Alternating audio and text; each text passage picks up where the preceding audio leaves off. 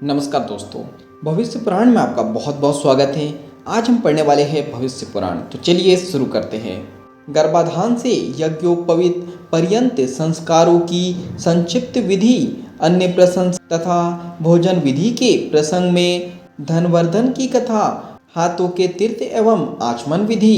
राजा शतानिक ने कहा, हे मुने, आपने मुझे जात कर्मादि संस्कारों के विषय में बताया। अब आप इन संस्कारों के लक्षण तथा चारों वर्ण एवं आश्रम के धर्म बतलाने की कृपा करें। सुमंतु मुनि बोले, राजन, गर्भाधान, पुंसवन, सीमंतोन्नयन, जात कर्म, अत्रिप्राशन, चूड़ाक्रम तथा यज्ञोपवीत आदि संस्कारों के करने से द्विजातियों के बीच संबंधी तथा गर्भ संबंधी सभी दोष निवृत्त हो जाते हैं। वेदाध्ययन, व्रत, होम, त्रैविध्य व्रत, देवर्षि, पितृतर्पण, पुत्रोत्पादन, पंच महायज्ञ और ज्योतिषोम आदि यज्ञों के द्वारा यह शरीर ब्रह्म प्राप्ति के योग्य हो जाता है। अब इन संस्कारों की विधियों को आप संक्षेप में सुने। पुरुष का जात कर्म संस्कार नालक छद्दन से पहले किया जाता है। इसमें वेद मंत्रों के उदाहरण पूर्वक बालक को स्वर्ण, मधु और घृत का प्राशन कराया जाता है। 10वें दिन, 12वें दिन, 18वें दिन अथवा 1 मास पूरा होने पर शुभ तिथि, मुहूर्त और शुभ नक्षत्र में नामकरण संस्कार किया जाता है। ब्राह्मण का नाम मंगलवाचक रखना चाहिए, जैसे शिव शर्मा, क्षत्रिय का बलवाचक जैसे इंद्रवर्मा, वैश्य का धनयुक्त जैसे धनवर्धक और क्षुद्र का भी यथाविधि देवदास आदि नाम रखना चाहिए। स्त्रियों का नाम ऐसा रखना चाहिए जिसके बोलने में कष्ट ना हो, क्रूर ना हो, अर्थ स्पष्ट और अच्छा हो, जिसके सुनने से मन प्रसन्न हो तथा मंगल सूचक एवं आशीर्वाद युक्त हो और जिसके अंत में आकार, इकार आदि दीर्घ स्वर हो, जैसे यशोदा देवी आदि। जन्म से 12वें दिन अथवा चतुर्थ मास में बालक को घर से बाहर निकालना चाहिए, इसे निष्क्रमण कहते हैं। 6ठे मास में बालक का अन्नप्राशन संस्कार करना चाहिए। पहले या तीसरे वर्ण में मुंडन संस्कार करना चाहिए। गर्भ से 8वें वर्ष में ब्राह्मण का, 11वें वर्ष में क्षत्रिय का और 12वें वर्ष में वैश्य का यज्ञोपवीत संस्कार करना चाहिए। परंतु ब्रह्म तेज की इच्छा वाला ब्राह्मण 5वें वर्ष में, बल की इच्छा वाला क्षत्रिय 6वें वर्ष में और धन की कामना वाला वैश्य 8वें वर्ष में अपने अपने बालकों का उपनयन संस्कार संपन्न करे। 16 वर्ष तक ब्राह्मण, 22 वर्ष तक क्षत्रिय और 24 वर्ष तक वैश्य गायत्री यानी सावित्री के अधिकारी रहते हैं। इसके अनंतर यथा समय संस्कार न होने से गायत्री के अधिकारी नहीं रहते और ये व्रात्य कहलाते हैं। फिर जब तक वात्य स्त्रोम नामक यज्ञ से उनकी शुद्धि नहीं की जाती, तब तक उनका शरीर गायत्री दीक्षा के योग्य नहीं बनता। इन व्रत्यों के साथ आपत्ति में भी वेदादि शास्त्रों का पठन पाठन अथवा विवाह आदि का संबंध नहीं करना चाहिए। त्रैवर्णिक ब्रह्मचारियों को पुत्री के रूप में क्रमशः कृष्ण यानी कस्तूरी मृग चर्म, रुहु नामक मृग चर्म और बकरे का चर्म धारण करना चाहिए। रुरु नामक मृग का चर्म और बकरे का चर्म धारण करना चाहिए। इसी प्रकार क्रमशः सन यानी टाट, आलसी और भेड़ के ऊन का वस्त्र धारण करना चाहिए। ब्राह्मण ब्रह्मचारी के लिए 3 लड़ी वाली सुंदर चिकनी मुझ की, क्षत्रिय के लिए मुरवा यानी मुरा की और वैश्य के लिए सन की मेखला कही गई है। मुंज आदि के प्राप्त न होने पर क्रमशः कुसा, असमंदक और बलवज नामक तृण की मेखला को 3 लड़ी वाली करके 1, 3 अथवा 5 ग्रंथियां उसमें लगानी चाहिए। ब्राह्मण कपास के सूत का, क्षत्रिय सन के सूत का और वैश्य भेड़ के ऊत का यज्ञोपवीत धारण करे। ब्राह्मण बिल्व, पलाश या पक्ष का दंड जो सिर पर्यंत हो उसे धारण करे। क्षत्रिय बड़ बेत के काष्ठ का मस्तक पर्यंत ऊंचा और वैश्य पैलव यानी पीलू वृक्ष की लकड़ी, गुलर अथवा पीपल के काष्ठ का दंड नासिका पर्यंत ऊंचा धारण करे। ये दंड सीधे, छिद्र रहित और सुंदर होने चाहिए। यज्ञोपवीत संस्कार में अपना अपना दंड धारण कर भगवान सूर्य नारायण का उपस्थान करे और गुरु की पूजा करे तथा नियम के अनुसार सर्वप्रथम माता, बहन या मौसी से भिक्षा मांगे। भिक्षा मांगते समय उपनीत ब्राह्मण वटु भिक्षा देने वाली से भवती भिक्षाम देहि, क्षत्रिय भिक्षाम भवती मे देहि तथा वैश्य भिक्षाम देहि मे भवती। इस प्रकार से भवती शब्द का प्रयोग करें। भिक्षा में वे स्वर्ण, चांदी अथवा अन्य ब्रह्मचारी को दे।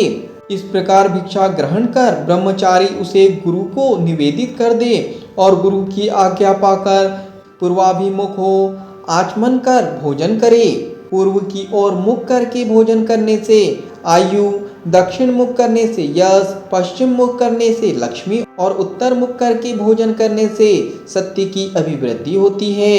एकाग्रित हो उत्तम अन्न का भोजन करने से अनंतर आचमन अंगों यानी आँख, कान, नाक का जल से स्पर्श करे। अन्न की नित्य स्तुति करनी चाहिए और अन्न की निंदा किए बिना भोजन करना चाहिए। उसका दर्शन कर संतुष्ट एवं प्रसन्न होना चाहिए। हर्ष से भोजन करना चाहिए। पूजित अन्न से भोजन से बल और तेजस्वी वृद्धि होती है और निंदित अन्न के भोजन से बल और तेज दोनों की हानि होती है। इसलिए सर्वथा उत्तम अन्न का भोजन करना चाहिए। झूठा किसी को नहीं देना चाहिए तथा स्वयं भी किसी का झूठा नहीं खाना चाहिए। भोजन करके जिस अन्न को छोड़ दे उसे फिर ग्रहण ना करे, अर्थात बार बार छोड़ छोड़ कर भोजन ना करे। एक बार बैठकर तृप्ति पूर्वक भोजन कर लेना चाहिए। जो पुरुष बीच बीच में विच्छेद करके लोभवश भोजन करता है उसके दोनों लोक नष्ट हो जाते हैं, जैसे धनवर्धन वैश्य के हुए थे। राजा शतानिक ने पूछा, महाराज आप धनवर्धन वैश्य की कथा सुनाइए। उसने कैसा भोजन किया और उसका क्या परिणाम हुआ? सुमंतु मुनि ने कहा, राजन सतयुग की बात है। पुष्कर क्षेत्र में धन धान्य से संपन्न धनवर्धन नामक एक वैश्य रहता था। एक दिन वह ग्रीष्म ऋतु में मध्याह्न के समय वैश्वदेव कर्म संपन्न कर अपने पुत्र, मित्र तथा बंधु बांधवों के साथ भोजन कर रहा था। इतने में ही अकस्मात उसे बाहर से एक करुण शब्द सुनाई पड़ा। उस शब्द को सुनते ही वह दयावश भोजन को छोड़कर बाहर की ओर दौड़ा, किंतु जब तक वह बाहर पहुंचा वह आवाज बंद हो गई। फिर लौटकर उस वैश्य ने पात्र में जो छोड़ा हुआ भोजन था उसे खा लिया। भोजन करते ही उस वैश्य की मृत्यु हो गई और इसी अपराधवश परलोक में भी उसकी दुर्गति हुई। इसलिए छोड़े हुए भोजन को फिर कभी नहीं खाना चाहिए, अधिक भोजन भी नहीं करना चाहिए। इससे शरीर में अत्यधिक रस की उत्पत्ति होती है, जिससे प्रतिश्याय यानी जुकाम, मंदाग्नि, ज्वर आदि अनेक रोग उत्पन्न हो जाते हैं। अजीर्ण हो जाने से स्नान, दान, तप, होम, तर्पण, पूजा आदि कोई भी पुण्य काम ठीक से संपन्न नहीं हो पाते। अधिक भोजन करने से अनेक रोग उत्पन्न होते हैं, आयु घटती है, लोक में निंदा होती है तथा अंत में सद्गति भी नहीं होती। उत्कृष्ट मुख से यानी झूठे मुख से कहीं नहीं जाना चाहिए, सदा पवित्रता से रहना चाहिए। पवित्र मनुष्य जहाँ सुख से रहता है और अंत में स्वर्ग में जाता है। राजा ने पूछा, मुनीश्वर ब्रह्मांड किस कर्म के करने से पवित्र होता है, इसका आप वर्णन करें। सुमंतु मुनि बोले, राजन जो ब्राह्मण विधि पूर्वक आचमन करता है वह पवित्र हो जाता है और सत्कर्मों का अधिकारी हो जाता है। आचमन की विधि यह है कि हाथ पांव धोकर पवित्र स्थान में आसन के ऊपर पूर्व अथवा उत्तर की ओर मुख करके बैठे। दाहिने हाथ को जानु के भीतर रखकर दोनों चरण बराबर रखे तथा शिखा में ग्रंथि लगाए और फिर उष्णता एवं फेन से रहित शीतल एवं निर्मल जल से आचमन करे। खड़े खड़े बात करते, इधर उधर देखते हुए शीघ्रता से और क्रोध युक्त होकर आचमन ना करे। हे राजन, ब्राह्मण के दाहिने हाथ में 5 तीर्थ कहे गए हैं। देव तीर्थ, पितृ तीर्थ, ब्रह्मा तीर्थ, प्रजापत्य तीर्थ और सौम्य तीर्थ। अब आप इनके लक्षणों को सुने। अंगूठे के मूल में ब्रह्मा तीर्थ, कनिष्ठा के मूल में प्रजापत्य तीर्थ, अंगुलियों के अग्रभाग में देव तीर्थ, तर्जनी और अंगूठे के बीच में पितृ तीर्थ और हाथ के मध्य भाग में सौम्य तीर्थ कहा जाता है, जो देव कर्म में प्रसक्त माना गया है। देवार्चा ब्राह्मण को दक्षिणा आदि कर्म देव तीर्थ से, तर्पण पिंडदान आदि कर्म पितृतीर्थ से, आचमन ब्रह्मादि तीर्थ से, विवाह के समय लाजा होमादि और सोमपान प्रजापत्य तीर्थ से, कमंडलु ग्रहण दधिप्रसनादि कर्म सौमत्ति तीर्थ से करे। ब्रह्मादि तीर्थ से उपस्पर्शन सदा श्रेष्ठ माना गया है। अंगुलियों को मिलाकर एकाग्रचित हो पवित्र जल से बिना शब्द किए 3 बार आचमन करने से महान फल होता है और देवता प्रसन्न होते हैं। प्रथम आचमन से ऋग्वेद, द्वितीय से यजुर्वेद और तृतीय से सामवेद की तृप्ति होती है तथा आचमन करके जलयुक्त दाहिने अंगूठे से मुख का स्पर्श करने से अर्थवेद की तृप्ति होती है। ओष्ठ के मार्जन से इतिहास और पुराणों की तृप्ति होती है। मस्तक में अभिषेक करने से भगवान रुद्र प्रसन्न होते हैं।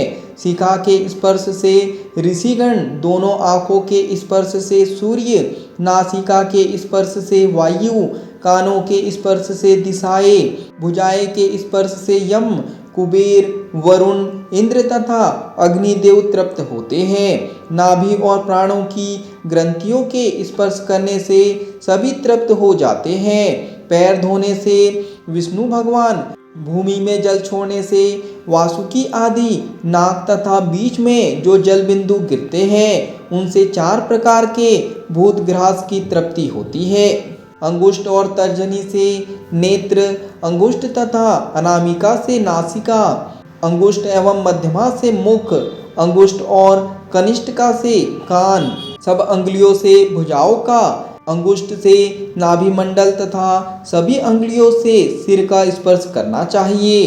अंगुष्ठ अग्नि रूप है, तर्जनी वायु रूप, मध्यमा प्रजापति रूप, अनामिका सूर्य रूप और कनिष्ठिका इंद्र रूप है। इस विधि से ब्राह्मण के आचमन करने पर संपूर्ण जगत, देवता और लोग तृप्त हो जाते हैं। ब्राह्मण सदा पूजनीय है क्योंकि वह सर्वदेवमय है।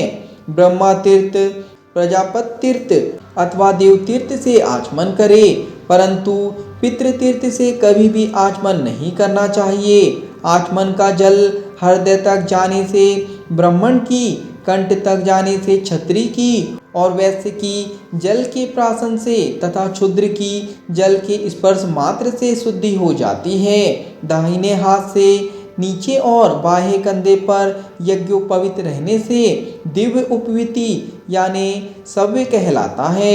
इसके विलोम रहने से अर्थात यज्ञोपवीत के दाहिने कंधे से बाईं ओर रहने से प्राचीनाविति यानी अपसव्य तथा गले में माला की तरह यज्ञोपवीत रहने से निविति कहा जाता है। मेखला, मृगशाला, दंड, यज्ञोपवीत और कमंडलू, इनमें कोई भी चीज भग्न हो जाए तो उसे जल में विसर्जित कर मंत्रोद्धारण पूर्वक दूसरा धारण करना चाहिए।